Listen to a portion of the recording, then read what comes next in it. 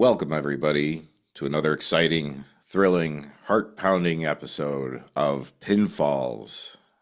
I am, of course, as always, who else but Tommy else? And joining me from Skokie, Illinois, and the everyday fan from JohnG'sBeat.com, Mr. John Wroblewski. My heart's pounding. Yeah, I hope yes. we survive this. Okay, take it easy. All right, It's I'll get Survivor serious now. Series. It's Survivor Series, one of the big four, as they say in pro wrestling. The other three being, of course, coming up Royal Rumble, WrestleMania, and then SummerSlam. Survivor Series has been where a lot of history has been made. It was the debut of the Undertaker, The Rock. There's been a lot of memorable moments, such as the Montreal Screwjob, and Survivor Series has seen a lot over the years, and this year looks to be no different. And we will Um, see it Saturday on the Peacock Network at 5 p.m. Central. and they're doing war games. Uh, so this is two rings inside of one steel cage, and you're going to have 5-on-5 matches, men's and women's. The traditional Survivor Series match back when it started, and for the first decade at least or so, I'd say of it, was a 5-on-5 match. You had like Hulk Hogan, I think, versus the Ultimate Warrior, and then they would lead their teams.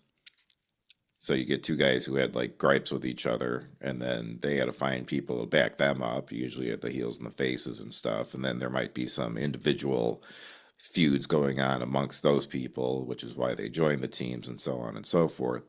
And that was your main event. It was one match, 5-on-5, and that was what Survivor Series was. And now Survivor Series gets tossed around and turned into this and that. They tried using the Elimination Chamber as sort of being like the main event, and then that ended up not sticking to the pay-per-view, so to speak. And then they've gone back with 5-and-5. Then they've done war games before, doing them again now.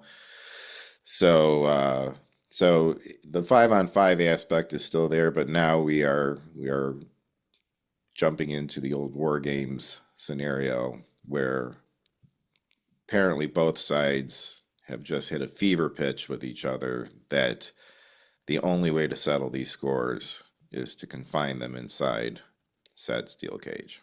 Well, not to So contradict you, but in the beginning, it wasn't just one Survivor Series match. The whole card was Survivor Series matches, wasn't it? Weren't there 4 or 5, whatever matches I that could be were? wrong about that. I could be, yes. You could Because I remember, like, that might have been short-lived. I mean, as yeah. far as how them doing that many in one night, but Because I remember it was always kind of forced, like, you had the main event, then you had the lower card of the Survivor Series. You ended up with mongrel teams that somehow just all had to be together. So yeah, yeah. So let's get into this year's Survivor Series. be a good one. There will be singles, triple threats. And then of course we got two 5-on-5s. Let's start with the World Heavyweight Championship. Gunther defending against Damian Priest. Last we saw Gunther, he was overseas at Crown Jewel, where he and Cody Rhodes were fighting for the Crown Jewel title, where it was champion versus champion. And Gunther took the loss. So at this point, Gunther, who's not used to losing, I feel needs to get his own credibility back. Not his credibility with the fans. I think like in his head, psychologically, he's got to get back on track as being dominant and being the force. And that he, because after having such a long run with the Intercontinental title, people are kind of expecting to see some of the same with this. Now, I don't think he's going to go nearly as long with the heavyweight championship as the IC title, but I do think they want him to, reap the rewards of being the champion, and I think having a decent length title run for him matters. Um, as far as Damian Priest goes, I would like to see him win the title. I think he's on fire. I definitely think they're pushing him hard. He's sort of, I think, I don't want to say the next Roman, but like Roman-esque, and not just visually or anything like that, but I mean, like, I think they want to make him a guy, like one of the main dudes. And um, I think that I think they'll have a very good match. But I think that in the end, Gunther still comes out on top. And I think that Damian Priest, we're probably looking at something between like him and Finn Balor, you know, going into Mania or something like that. Like it might be a little bit, and then I could see like post Mania, then they give him like a decent title run. It's in his future. I feel like it's going to happen. He and the rest of us just need to have patience. So going with Gunther. As am I. I agree for everything that you said, but I think there's more legs to this feud. I think it's going to go for a couple, maybe at least one more pay-per-view, and maybe they trade wins. Maybe it's a DQ, something like that. I don't know. Um, and I don't know. Like I do see Gunther. I'm kind of torn. I see Gunther holding on to it for a while, but I don't see Damian losing two straight, possibly three straight. That makes no sense. I'm a little confused what's going to happen afterwards, is what I'm trying to say. But for right now, Right. Gunther takes the win. Right. If I didn't see the possibility with Finn Balor out there, then I would think, well, there's nothing there for him outside of Gunther. And I do agree that he and Gunther could definitely still go another, round or two or something with this. That this feud doesn't necessarily have to end at Survivor Series, but I think the long game is going to come down to Damian and Finn Balor.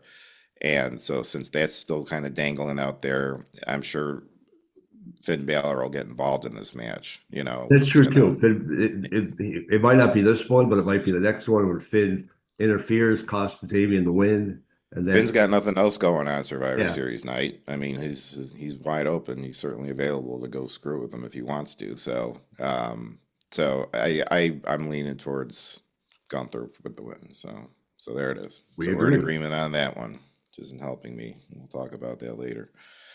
Okay, we've got the Intercontinental title on the line. Champion Mr. Braun Breaker versus Sheamus and Ludwig Kaiser. Ludwig has been at the side of Gunther since he debuted with Imperium, faction I've been I was very happy with. Thought it was very well done, very well handled and executed. And Kaiser's definitely he's got charisma. He's really good in the ring, and he's gaining people's respect. I think it's a big deal for him to be in this match, and I think it'll be an opportunity for him to really get put on display and showcased. And Sheamus, I don't know what's going on with Sheamus. He's kind of just like He's the new version of the Big Show. he's just like he's floundering. He's all over the place. And then Braun's on his second title run with the IC title. The first time he had it it was just to kind of like get the title on him, see how he worked with it. He was, I don't want to say a transitional champion because I wouldn't go so far as to say that, but I think they wanted to put it on him knowing that they were also going to put it on Jay after him, Jay Uso. So I think that was kind of that. Now, the second time around, now it's him with the title and he's actually fighting off, contenders, and he's being a fighting champion, which is good. Uh, all of that said, I think it's important for Braun to keep the title and to win this match. I don't think that they're going to switch hands to Ludwig Kaiser just yet, but they definitely have their eye on him. And again, I think that Sheamus is just kind of just floating around out there, and he's the veteran of these three, and realistically, he's going to be the one who's driving and steering the boat on this match. He's going to be the one, making this thing look good. But I don't see him walking out with the win. So Braun Breaker. Clearly, exactly for everything you said. Yeah, and yeah, I didn't even think about that. You're right about. I was wondering why put Sheamus in, but that's probably exactly why he can lead the match. I think this is going to be a really good match. As much Yep. as Sheamus is kind of flopping around, I think he's solid in the ring, and I think he'll help make this match really good. My Right. only complaint about this match is that you got two dumb names, Braun Breaker and or yeah, Braun Breaker and Ludwig. Two more dumb names. Throw them in with Well, Gunther, that would be three. But well, but it doesn't affect who's going to win. Braun Breaker's in for a longer you time would run. you would not do well in Germany if you're going around saying Ludwig and Gunther are dumb Well, names. I would do good in Germany because I respect the German culture more than just, okay, we got a German guy, we got to name him Gunther, we got to name him Kaiser. You know, You it's gotta go. You gotta go simple, man. You gotta go simple. It's this just is like 19, bring back Nikolai Volkov, Nikita Koloff. This is like what's wrong 19 with them? fake names, They're legends. bad names. Ah, jeez. Yeah. Well, Braun Breaker for the win. John Wroblewski's really, at the top of the charts too. So, Well, at least it's a real name. yeah. Well, at least Maybe I there's should only question one. yours, like I questioned your high school eligibility. And maybe it's I still have yet to see any evidence brought against me. yeah. Okay, let's look at the United States Championship match. We've got LA Knight defending his United States Championship against Shinsuke Nakamura. All right, here's where we're at. I love LA Knight. I don't think they're using him right. Even as the United States champion, he's just. I feel like they missed the boat with him. Like they should have put this on him when he was really on fire and given him a really good run. The run he's been on lately with it has just been so ho hum, and it's not him. It's not. He's not getting to do what LA Knight does, which brought him to the dance, so to speak. Now you got Shinsuke Nakamura. All right, let's throw him into the equation. He has been also floundering in and out, in and out. They don't know what to do with him. The last big thing he had, really, that I can remember was when he was going against Seth Rollins and doing like all those backstage, promos and stuff where, he's talking to the camera and stuff, which I was down with, thought was cool. But it's just loss after loss after loss with him. When he's been on fire, he's great. He's got everything. So here he is. They brought him back again. Well, if you brought him back again, you can't just use him as fodder in this to LA Knight. And I think that LA Knight, like I said, is just having a ho hum run with the title. And this is an opportunity where Shinsuke could come in and if they wanted to do something with him, really bring him in as a heel and let him, like it'll be a good match, I'm sure. But whether it's, spray in the face or something like that, he's got to pull off some sort of, sinister move or something like that at the end and win it. So I'm going with Shinsuke just because if they don't put Shinsuke over, this match is just a complete waste of everybody's time. I thought for sure we were going to have a difference of picks on this. I thought for sure you were going with LA Knight. Uh, yeah, it was so funny because it was almost word for word. I was going to say Shinsuke is not going to be fodder in this match. And then you came out with the same thing. I think this is the rebirth of him. I think he's going to go on to be a monster heel, or at least try to be a monster heel. Right. It's going to start with LA Knight, Shinsuke for the win, big time. I think he's going to just. I think he's going to destroy LA Knight.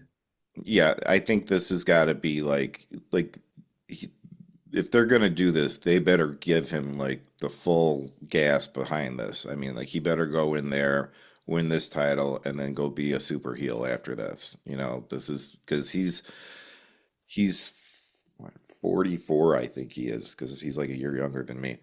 And and while you know that's old for being a Oh professional God, yeah, wrestler, yeah. and if he's gonna really like have much of a name and more than if he's gonna build on his legacy, I should say, now's the time. He can't waste any more time. And I'm not holding it against him. He's been No, put in a lot of writing. I mean, most of these guys, I don't hold it against them. Obviously, it's their the writing and whatever that's pigeonholed them into certain positions where they just But they brought him in. This is a clean way to get him back in there, have him running hard as a heel. So and it's we'll not going to see. hurt LA Knight to And it lose. won't hurt LA Knight either. No, that's the other part of it is he'll be fine. It might Everyone's even gonna help him. right. Well, it should give. I mean, honestly, this should be the beginning of a rivalry between them. I mean, like Yeah, this should hardly be the end of this. So, okay, let's we get can into some agree. war games. Worm games. How about War some worm games. games? We're gonna do. Are we Let's go talking ahead. Scotty Too Hotty now? Take it easy. Take it easy. Uh, okay, women's war games. We've got saddle up here. We've got Liv Morgan, Raquel Rodriguez, Nia Jax, Candice LeRae, and Tiffany Stratton versus Rhea Ripley, Bianca Belair, Bailey, and Naomi. So,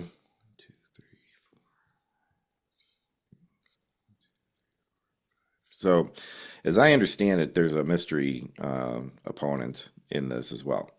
Uh, so because it's going to be 6-on-6 actually here. Oh, Yeah, because you got Liv, Raquel, Naya, Candace, and Tiffany. So that's what is that five or fine. six? That's five.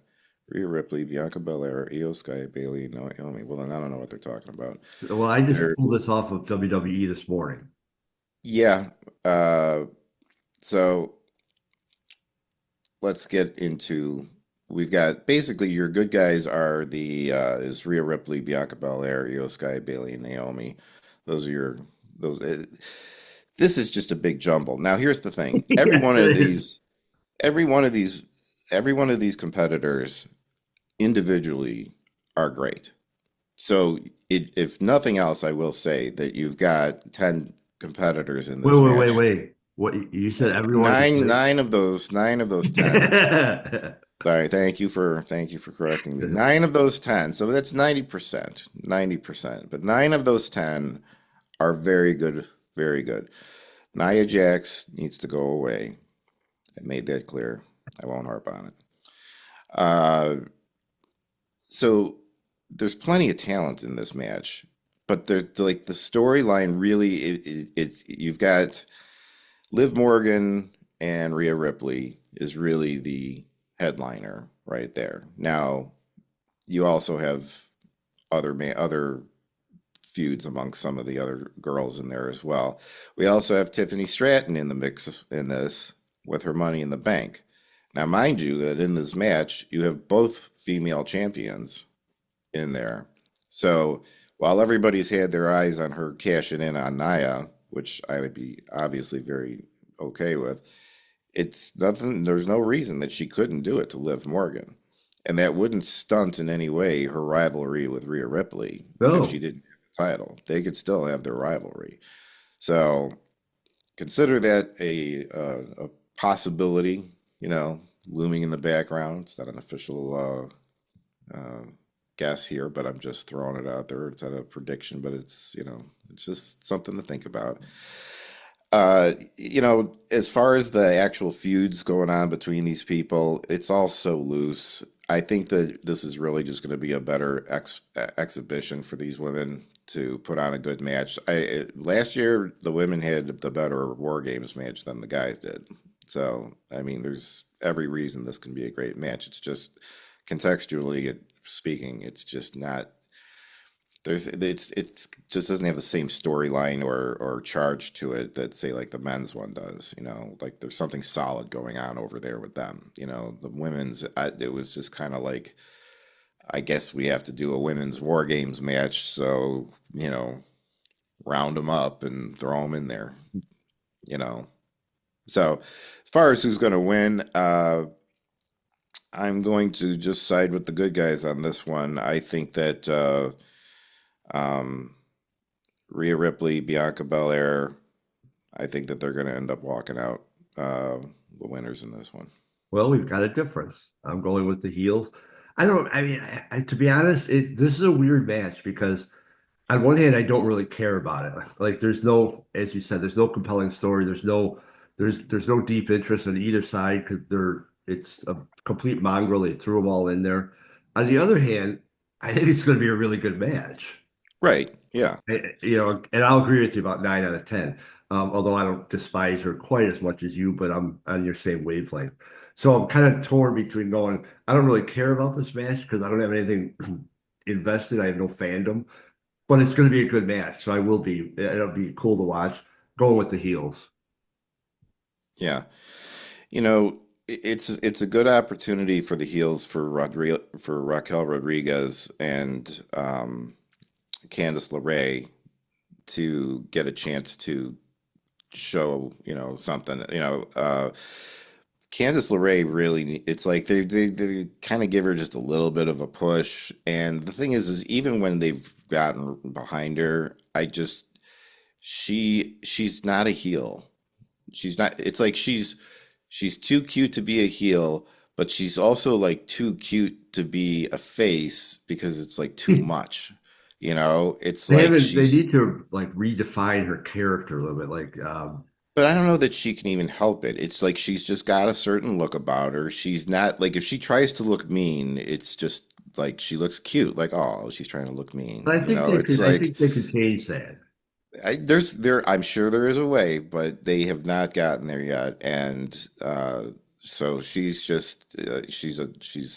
an in-ring talent that's great, but they got to figure something out with her story. Right now with Rodriguez, I think if it wasn't for the injuries that she's had, she probably would have already had the title at Yeah. some point.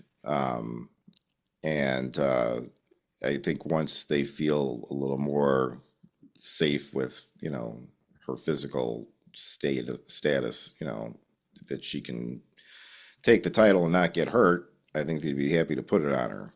That she's got everything that they want, and she's a great next step in the women's division. So this will be a good chance for them to do, to show off what they can do without, those kind of stakes on the line, have titles and what have you. So, but again, this is kind of a coin flip for me. So I'll take the difference just because I need to do something if I'm gonna get anywhere with you on the scoring. Well, you didn't take it just because of that, because you didn't know, but No, I didn't, it but is I a mean, difference.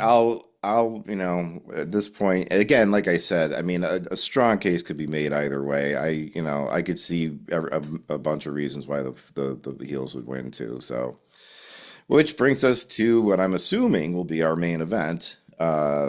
We've got it's Battle of the Bloodline right here. I mean, the only one you got two guys who aren't related in this whole thing here. You got CM Punk and Sami Zayn, who aren't of Samoan descent here.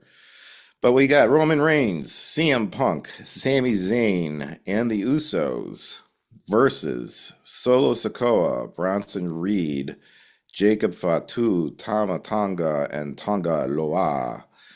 Very nicely done. Yes, I've Your got my little Samoan Samoan. down. My Samoan down, yeah. I gotta do one of those 23 and me's and see if I've got any Samoan in me. Because hey, if that's all it takes to get in the bloodline, man, I'll go do a swab. Well, Uh, so this thing, this could go in a lot of different directions because this is an important match because this is now going to start launching us into WrestleMania, which really usually starts at the Royal Rumble, but this is where the real seeds of this is going to be planted at this thing. Um, the fact that The Rock made his debut at Survivor Series is not lost on anyone. He has been known to make appearances at Survivor Series events over the years. He certainly has more than enough reason to show up at this one. I don't think he'll get involved in any way in the match or anything like that, but it is my contention and has been that he is in some way, um, if you had to have The Rock pick a side in this battle, that he is with Solo and those guys, because since they've started their own faction, you got to give it to them that they've been on the same page. They have been dominant and they've done a real good job with it. And even when they started putting the OG bloodline back together, they just started with like all the same crap all over again. He doesn't trust Sammy. He's not sure about Jay. Jimmy's trying to vouch for both of them. You know, he doesn't have any friends. You know, it's like, so if they're not even a cohesive unit, you know, I could see like why is The Rock going to back them up? My whole idea about how this is going to go is because this is they're trying to get The Rock and Reigns. They're trying to get to that, I think, at some point here. Yeah. So if The Rock feels like Reigns just ain't getting the job done and isn't really being the tribal chief, then he's going to side with the other guys, and then he could end up in that match with him. As far as this match goes, though, to make it short, I think it's going to be cool that CM Punk's involved. I like that. I like that Paul Heyman came back, called in the favor. It's it'll be fun to watch, and I think that because CM Punk got interjected into this, I think that they're going to win. I think their side's going to win because you've built an attraction on that side that the other side doesn't have. They're going to want to see, and they don't want to just see like them have a good match and then CM Punk and all of them lose and everything like that. The new bloodline can stand a loss at this point and still keep the story going forward. And the OG bloodline need to have a win because of, like I said, this lack of cohesiveness. I think a win would help bring them together more. And so it just, to me, it makes sense that they're due for that. They need to have this win. The other guys don't need to have it. So there it is. Well, a OG lot of people are bloodline. predicting, the turn from Punk and or Heyman, which may or may not happen, but it's not going to happen in this one. They're not bringing him in and have him turn right away. I think Punk might be the reason why they win, which then sets up a whole different dynamic. You could bring in like what it means for Seth Rollins. You could bring in a bunch of other stuff. Bottom line is OG wins. They need a win Yeah, to get the win. and you're right. Like if there was going to be a turn, they wouldn't bring Heyman back and then 1 week later he immediately turns, Right. or Punk turns, or they both turn collectively, or whatever the case is. They because the OG bloodline doesn't they haven't invested anything into them yet. You know what I mean? Like Right. to lose them. I mean, nothing against Paul Heyman, obviously. I mean, like he is crucial to them. It would be a problem if he turn on them for sure. But at this point, it'll mean more if they move forward. Because if they're going to do that, the way I see it, you got to remember what a manipulator that Paul Heyman is, right? So what he's going to do is, if he is going to turn to the new bloodline somehow, he's going to manipulate the OG bloodline and give them the advice of try this, try that, do this, do that, and he's going to keep setting them up and weakening them down before he goes jumping to the other side. He's way more used to the other side if they are in fact using him as a mole to have him on the inside and help. And because if they're following his lead, oh well, then they've got him. I mean, Exactly. he's the ultimate mole to have, but you don't just blow it in 1 week. There's no way. So yeah, I agree with you on that. All right. Well, we So got we one only have victory. one disagreement. And where are we on our score here? I know we're just Well, about on out the of time. score, I lead you this year by 5, but you had me by 3 overall going into this year. So right now, lifetime by 2, I got you. This year, 5. This has been a really rough year. But actually, I Really mean, rough but year you're for me. 43 and 21 this year. You're 66%. That's very good. Like, Yeah, I'm just better uh, this year. yeah. That's the part that's bugging me. That's the part that's bugging me. Yeah. Well, I hope everybody enjoys Survivor Series, and if you have predictions of your own that you'd like to share, leave them in the comments. let us know what you think, if you And agree go to with us. prowrestlingtees.com to order your Johngy or else podcast t-shirts. They're having a big sale right now, 20% off everything. Very good. Uh, and as of this recording, today is actually Thanksgiving. And so, John, happy Thanksgiving to Happy you. Thanksgiving. Happy Thanksgiving to all of our listeners and viewers. And we wish you well. We're grateful for you. And we'll see you for the next one. So for Pinfalls, I have been who else but Tommy else. With me as always from johngyspeed.com and the Everyday Fan, Mr. Jonathan Gobble Gobble Wroblewski. I'm thankful.